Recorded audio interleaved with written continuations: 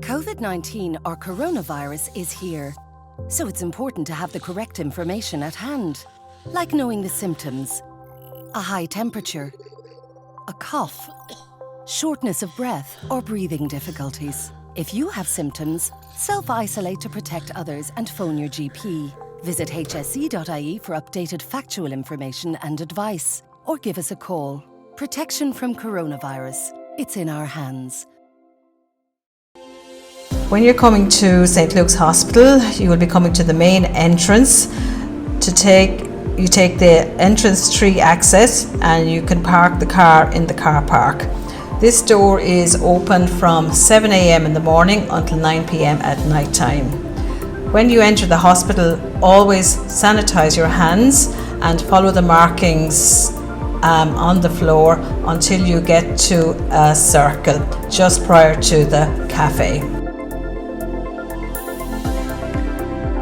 If you're going to the antenatal clinic, follow straight through following the floor signs. Take a left to the antenatal department, check in with the receptionist and take a seat in the waiting area. Always observe social distancing. Midwife will call you for your appointment to be seen either by the doctor or the midwife. If you need to have bloods taken, you need to follow the signs to the phlebotomy department, which is on the first floor. You take a ticket when you get there and take a seat and wait until you're called. Always observe social distancing. For a fetal assessment scan, you come up to maternity floor, which is the second floor. Once you exit the lift, you take a right and straight ahead there is the fetal assessment unit. Reception area is on your left and receptionist will look after you there. If you're referred to our obstetric assessment unit, maybe from the clinic or by your GP, or for preparation for cesarean section, once you come to the maternity unit, you take a left and the obstetric assessment unit is on your right hand side. If you're coming in labour, if it's during the day, you can come to the main entrance. You can follow the arrows to the circle on the floor.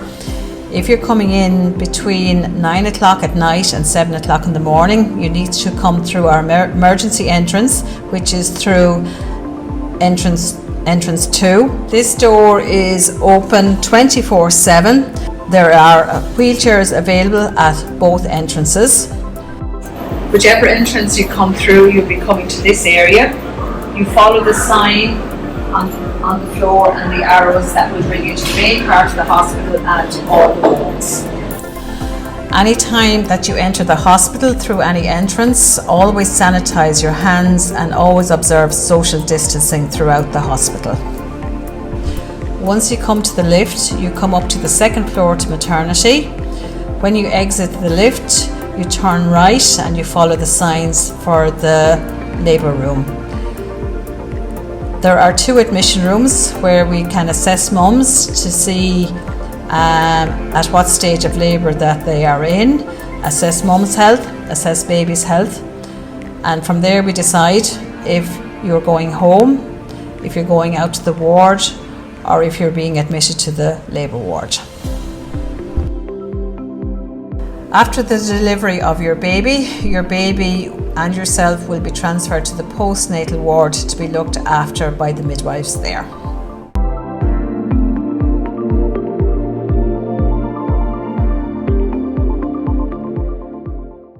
Good evening, you're very welcome to our labour ward. This is one of 3 rooms. If you're in this particular room, this curtain here will be pulled so nobody necessarily knows who's in any of the other rooms. Armchairs here for mum to sit in early labour if she wishes, or partner can sit in it as labour progresses there also.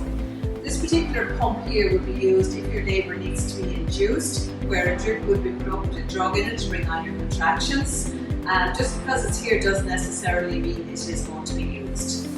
Birth ball is here, so if mum wants to sit in it during labour, we can leave it beside the bed. We can adjust the height of the bed to whatever is comfortable for you there also.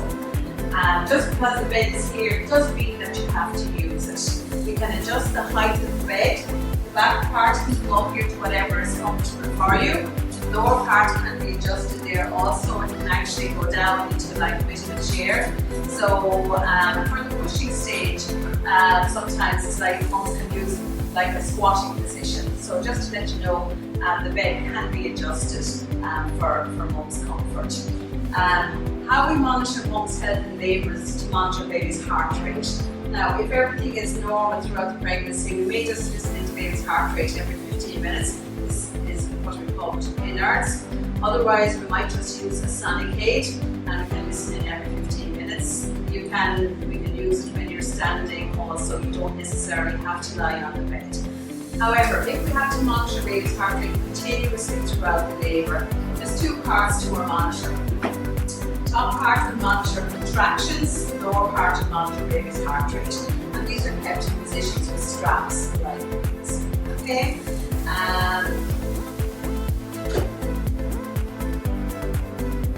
All forms of pain relief would be Entonox. This is piped into our labour wards, ready to go all the time. The mouthpiece here would be attached to it, and all mum has to do is just to hold it. You would be instructed in using it when you're actually in labour also. When you're using it, it makes a noise like this. So if you don't hear any noise, you're not going to be getting anything from it. Other forms of pain relief would be the epidural, probably what most people have heard about. So if you're using the epidural, this machine here will monitor the rate of medication is given at there also. When you have an epidural, you won't be able to get out of bed, but you will be turning every hour from side to side. So sometimes we use this particular ball called peanut ball, which you can rest between your knees just to make that little bit more comfortable there also. Ideally, one midwife will be looking after you in labour, but if we're ever out of the room, there is always a call bell, so don't ever feel that you're on your own. Okay? And if the labour ward is very, very busy, that means might happen for a very short while. Delivery trolley, basically all that's in the delivery set, sterile hose, clamps to clamp, or scissors to cut the cord. Okay? Otherwise, anything else has to be added to it. Now, normally for the times that are in it, we do have to get dressed up for the actual birth. So normally we would be using an apron. Also, we would have goggles. And we would also be wearing masks throughout the labour also. So when you see us getting dressed up, you know that you're very, very close to meeting your baby at that stage. Normally one midwife would be looking after you in labour. When baby is very close to coming, normally at that stage we would call in a second midwife. So normally there may be just two midwives looking after you in labour. If we need any help or assistance, we call a doctor at any time. Next here is what we call the resuscitator. Ideally, when every baby is born, he or she will be delivered up onto mum's tummy, then with skin-to-skin contact for up to 60 minutes. However, if he or she didn't need any assistance with their breathing or didn't cry as quickly as we'd like them to, we just have this ready. There's heat, light, suction and oxygen. Just when we turn this on, it just checks it out. So basically we have everything ready if it's needed. But ideally every baby will be delivered onto mum's tummy and there. Baby will be weighed before he or she leaves the labour ward, just the weighing scales here. Lights here, if mum needs any stitches after baby is born, we just have to make sure that everything is repaired properly. So these lights will just be given that bit of extra light. Just because the equipment is here doesn't mean it's going to be used, just to be aware that if it's needed, it is here. So hopefully this will, hopefully this tour will make your experience more enjoyable and you will feel more confident coming in to have your baby.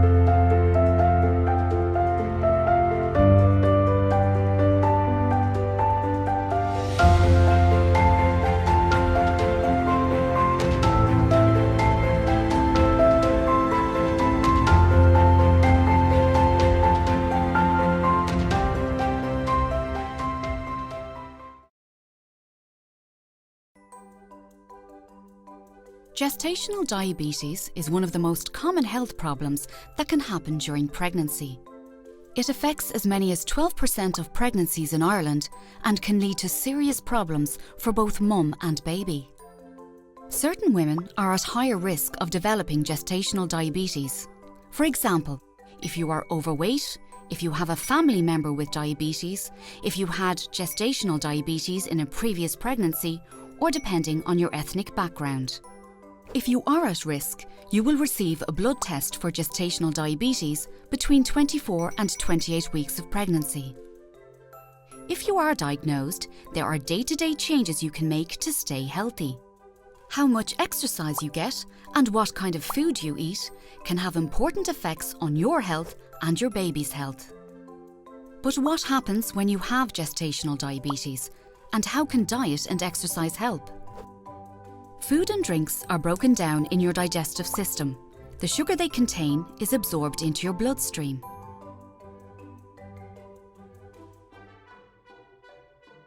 But sugar needs insulin to work. Insulin is made by the pancreas and helps sugar get into your cells.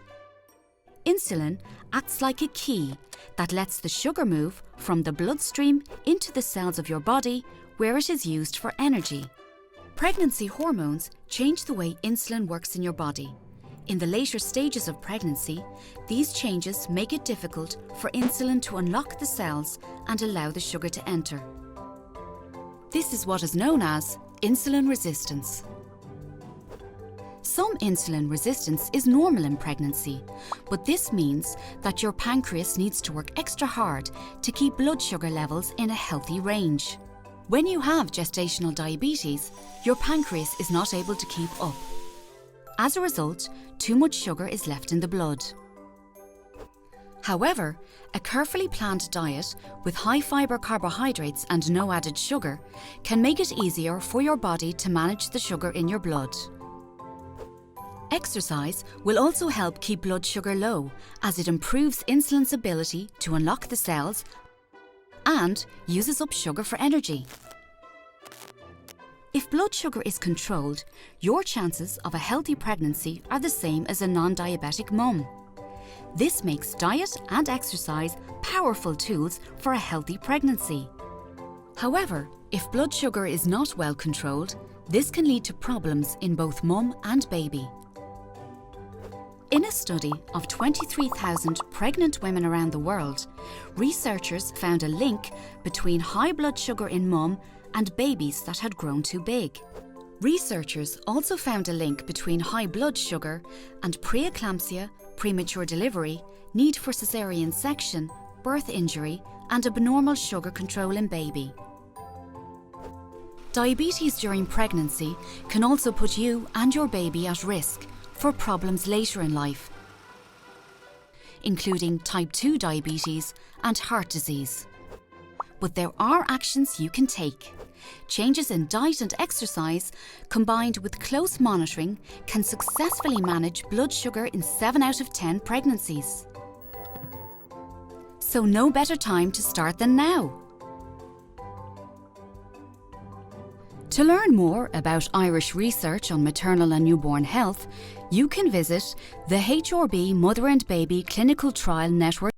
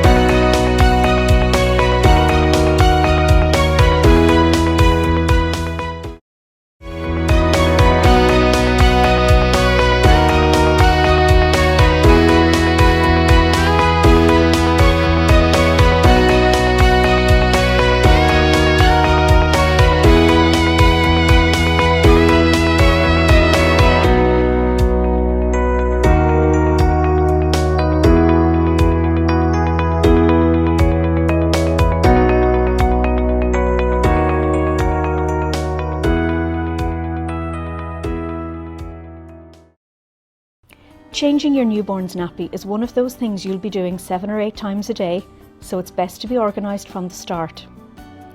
Make sure you have everything you need ready and close to hand.